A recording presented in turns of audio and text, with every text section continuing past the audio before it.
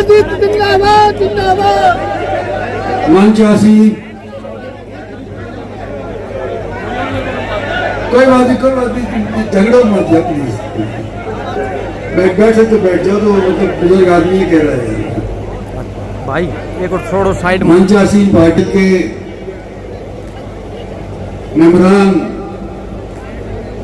Block समिति के तीनों चेयरमैन साहिबान, ब्लॉक समिति के मेंबरान, सम्मानित मंच, इलाके की आई हुई सरदारी, बुजुर्गों, नौजवानों, माताओं, बहनों और दोस्तों, सविता की लड़की त्रिशा ने हम सब की तरफ से, जो मंचासीन लोग हैं, इन सब की तरफ से अनिल को क्यों वोट देना चाहिए इसका जिक्र किया। अनिल ने अपनी तरफ से जिक्र किया और आने वाले समय के अंदर किस तरह से ये अपनी राजनीति को ढालेगा उसका विश्वास आप लोगों को दिया। मैं आज आपके बीच के अंदर जब आ रहा था तो मैं सोच रहा था कि ये चौधरी भूपेंद्र सिंह हुड्डा आए थे यहां पे कोई 15-20 दिन पहले, तो अखबार में मैंने फोटो देखी थी कि बहुत सारी पब्लिक थी और मैं यूं सोच रहा था कि इतनी पब्लिक अगर हमारे अनिल की मीटिंग में भी आ जाएगी तो हम इलेक्शन सिरे चढ़ा देंगे। लेकिन मेरा चंबा देखो कि आज से 2 किलोमीटर पीछे से मैं पैदल चल करके आया क्योंकि जैम लग रहा था।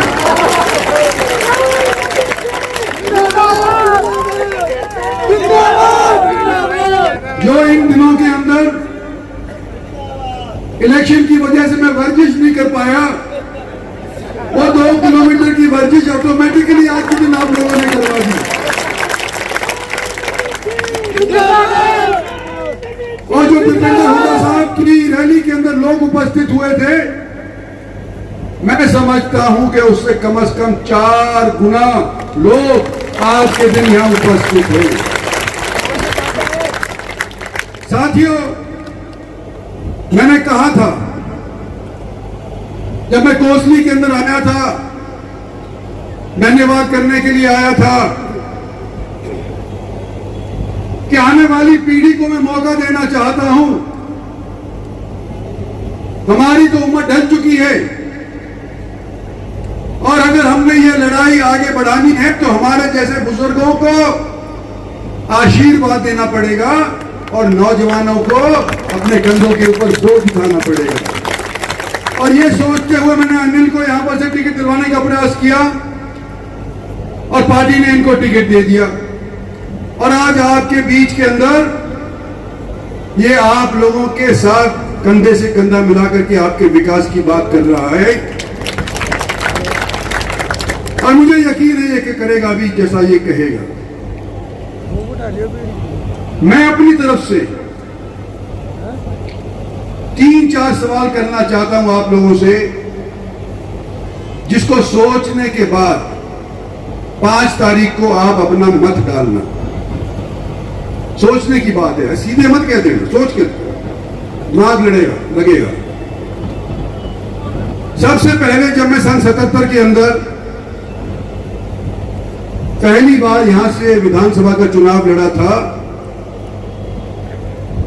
तो उस टाइम के ऊपर इस हलके का नाम था जाटूसाना। जो मेरी उम्र के लोग हैं उनको तो पता ही है, मेरे को वोट भी दिया है और मेरे को आशीर्वाद भी दिया है। और वो जाटूसाना का हिस्सा एक कनीने हलके का हिस्सा हुआ करता था।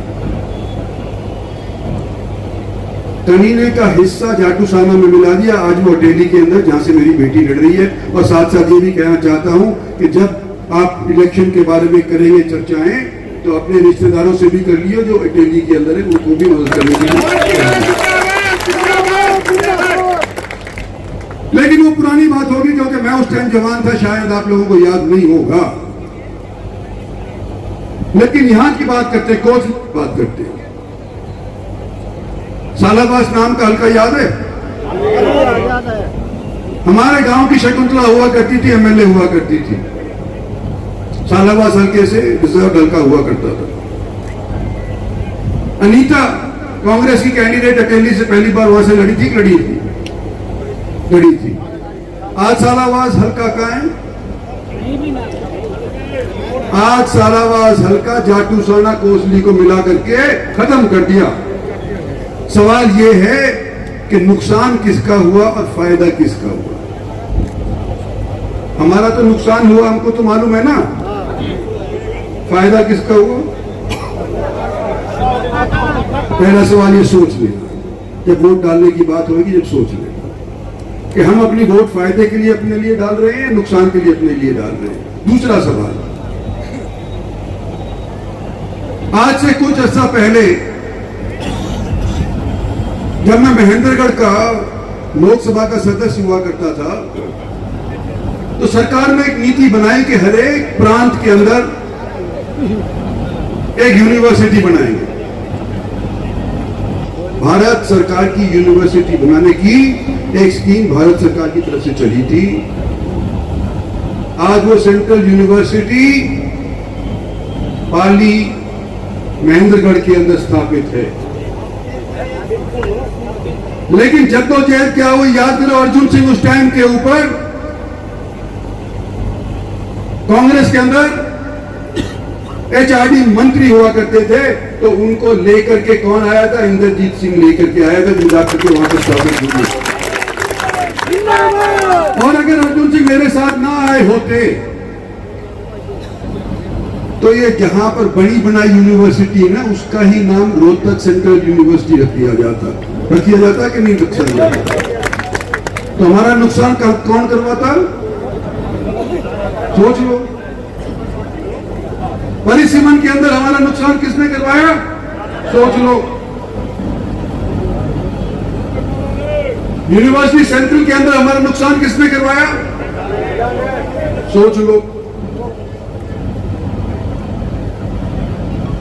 सैनिक स्कूल, आज के दिन पाली गोठड़ा के अंदर हरियाणा का दूसरा सैनिक स्कूल है, दूसरा। कई प्रांत हैं जो हमारे से 4 गुना ज्यादा तादाद वाले हैं, एरिया वाले हैं, उनके अंदर तो एक भी सैनिक स्कूल नहीं। और हरियाणा के अंदर 2 सैनिक स्कूल है, हो सकता है 3 सैनिक स्कूल भी हो जाए। लेकिन मैं आपको याद दिलाना चाहता हूं, जो जवान सरकारी नौकरी, पेटी की नौकरी करना चाहते हैं, ये क्या झगड़ा मातल हेल के बीच के अंदर और पाली गोठड़ा के बीच में नहीं हुआ था जब मैं मंत्री हुआ करता था डिफेंस का? तो अगर मातल हेल सैनिक स्कूल चला जाता तो नुकसान किसका होता और नफा किसका होता, ये जरा सोचो। ये 3 सवाल तो मैंने आपको दे ही दिए। मैं ये भी कहना चाहता हूं कि एम्स का जिक्र कर रहे थे अभी यहां बच्चे लोग। कौन सा ऐसा प्रांत है जिसके यहां पर 2 all India institute of medical sciences हैं? जम्मू एंड कश्मीर। क्योंकि जम्मू के अंदर और कश्मीर के अंदर देखो आप किस तरह का वातावरण है। वैली वाले अल्पसंख्यक नहीं चाहते कि जम्मू के अंदर हो, और जम्मू वाले नहीं चाहते कि वैली के अंदर हो, तो 2 वहां पर देने पड़ गए। आंध्र प्रदेश, जहां पर 2 all India institute of medical sciences हैं,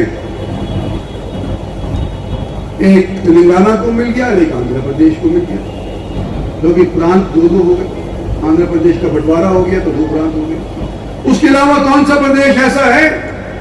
हमारा और आपका हरियाणा प्रदेश है कि बगल के अंदर तो बाढ़सा है और यहाँ पर बगल के अंदर इस साइड के ऊपर आपको माजरा है, दोनों जगह के ऊपर। और जो कहा करते थे कि होने नहीं देंगे, होने नहीं देंगे, होने नहीं देंगे, वो नफा किसका चाहते थे और नुकसान किसका करवाना चाहते थे, ये भी सोच लेना। तो यूं कहा करते थे कि किसी सूरत में नहीं होगा, कहीं के भी हो, हमारी किसी पार्टी के भी हो। मैं आज कहना चाह रहा हूं कि 1 साल तक जद्दोजहद चली कि नहीं होने देंगे, ये हो ही नहीं सकता, और करके किसके दिखाया? हमारी पार्टी ने, आपके इस अजीज ने आज बुलंद माजरा के अंदर यही करके दिखाया है। फैसला आपने ये करना है कि आप अपना नफा चाहते हैं कि नुकसान चाहते हैं। आज भावुक होकर के कानून कह देंगे सरकार इसकी बन रही है, और वोट हम उनको देकर के ताकतवर बना देते हैं। अपने आप पे कुल्हाड़ी नहीं मार रहे, हम अपने आप को कमजोर नहीं कर रहे क्या? सोचने की बात है। मैंने तुम्हारे को इतिहास पढ़ाया है, पिछले 40 साल का इतिहास पढ़ाया है कि हर बार जब मौका लगा हमको कमजोर करने का, तो हमारे दुश्मनों ने हमारे को कमजोर करने के अंदर कोई कसर नहीं छोड़ी, और ये लड़ाई खत्म नहीं हुई है, आगे भी जारी रहेगी। और इस चीज के लिए हमारे को नया खून चाहिए, नई फौज चाहिए, नए नेता चाहिए और नए एमएलए चाहिए। मैं ये 6ठी बार इलेक्शन जीता गुड़गांव से, हमारा ये हल्का अलग हो गया था पहले ही। गुड़गांव से जब मैं जीता तो लोग कहने लगे कि भाई 4 लाख तो कम से कम जीतेगा, और घटते घटते आकर के 75,000 रुपए में जाकर के जीता। क्यों? 400 पार का नारा ऐसा लोगों के दिमाग और दिल के अंदर बैठा कि एक वर्ग हमारे से अलग हो। 20% तकरीबन इसकी वोट होती है हर एक हल्के के अंदर, तो 20% एक साइड से दूसरी साइड चले जाए तो क्या फर्क होता है? 40%। 40% फर्क पड़ने की वजह से मैं केवल 75,000 से जीता, और अगर नहीं जीता और जीता तो उसका फर्क किसने डाला? आप जैसे लोगों ने, जो अपने आप दिन रात एक करके परेशानी को ताक में रखते हुए घर छोड़ करके मेरे लिए आप लोगों ने रिश्तेदारों के अंदर वोट मांगी, हमारे पुराने साथी घरों ने, जिन्होंने मेरे को यहाँ से शुरुआत के अंदर आशीर्वाद दिया था। मैं रिजर्वेशन के बारे में यूं कहना चाहता हूं,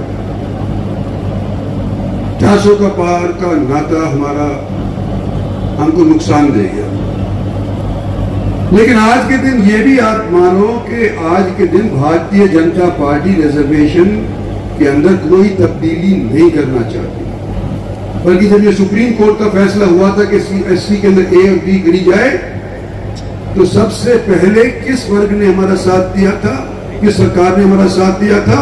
हमारी भारतीय जनता पार्टी की सरकार ने साथ दिया था। रिजर्वेशन सबके लिए बराबर के तौर के ऊपर सबको अपना हिस्सा मिलना चाहिए, आबादी के तौर के ऊपर मिलना चाहिए, ये सोच करके रिजर्वेशन के ऊपर जो सुप्रीम कोर्ट का फैसला था वो हमारी सरकार ने माना कि हम तुरंत इसको जैसे दोबारा बनते हैं इसका गजट नोटिफिकेशन कर देंगे। और राहुल गांधी क्या कहते हैं? बाहर जाकर के, यहां जाकर के नहीं, यहां नहीं कहते हैं, विदेश में जाकर के यूं कहते हैं कि जब सब हालात ठीक हो जाएंगे, अफरा-तफरी खत्म हो जाएगी, तो हम रिजर्वेशन को भी खत्म कर देंगे। उस पार्टी को जिताना चाहेंगे क्या? जो ओबीसी की रिजर्वेशन खत्म कर दे सकती है, जो एससी की रिजर्वेशन खत्म कर सकती है, उस पार्टी को हम पन पाएंगे क्या अपनी वोटों से? एक बार उनको वोट दे करके अपने आप को तसल्ली कर लेंगे कि भाई हमने तो सरकार बनाने वाली पार्टी को तो वोट दे दी, और 5 साल पछताएंगे। ये मैं आपको कहना चाहता हूं। मैं साथ साथ ये भी कहना चाहता हूं कि हो सकता है कि यहां पर हमारे इस हल्के के अंदर हमारे पार्टी के चीफ मिनिस्टर साहब 5 साल में दर्शन नहीं दिए। उस टाइम के ऊपर जब यहां से एमएलए साहब लक्ष्मण सिंह अपने प्रत्याशी थे और पर्चा भर रहे थे, तो उस टाइम तो आए थे, लेकिन उसके बाद 5 साल नदारत। क्यों? मैं समझता हूं कि मेरी वजह से नुकसान हुआ है इस हल्के में। मैं आज आपको यूं कहना चाहता हूं कि आने वाले 5 समय के अंदर, जो पिछले 5 साल के अंदर इस हल्के के अंदर काम नहीं हुए थे, सूद समेत अगले 5 साल के अंदर यहां पर मैं करवा के दिखाऊंगा आपको। जब मैं पार्टी में आप लोगों के सहयोग से, आपके आशीर्वाद से, सलाह मशवरा से भारतीय जनता पार्टी के अंदर शामिल हुआ था, तो लोग कहा करते थे कि हमने तेरे को कहा जब गया है, तो लेकिन पार्टी वाले कहते थे कि ये नया है। आज 10 साल के बाद मैं नया नहीं रहा। आज केंद्र के नेतृत्व के अंदर मेरी आज के दिन कुछ ना कुछ तो पैड बनी है। ये तो मानो, नहीं तो ये हाईवे कौन बनवाता, एम्स कौन बनवाता, ये सैनिक स्कूल कौन बनवाता, आपके यहाँ पर ये सारे के सारे मेट्रोज कौन बनवाता, अगर आप लोगों को सोचने की बात है, अगर केंद्र का भी थोड़ा बहुत आशीर्वाद मेरे पे नहीं होता। सवाल आज के दिन जीत और हार का नहीं है। अगर इन सब सवालों का जवाब आप लोग अपने सोच करके देंगे तो जीत तो निश्चित ही होगी। अगर आपको जरा सा भी जहां पैदा हुए हो ना, अगर जरा सा भी आपके अंदर गैरत है, तो आप मेरे सवालों का जवाब दे करके इसको सिर्फ 15-20 हजार से नहीं, हो सकता है उसके अव्वल भी वोटों से जिताओगे, अगर गैरत नहीं होगी।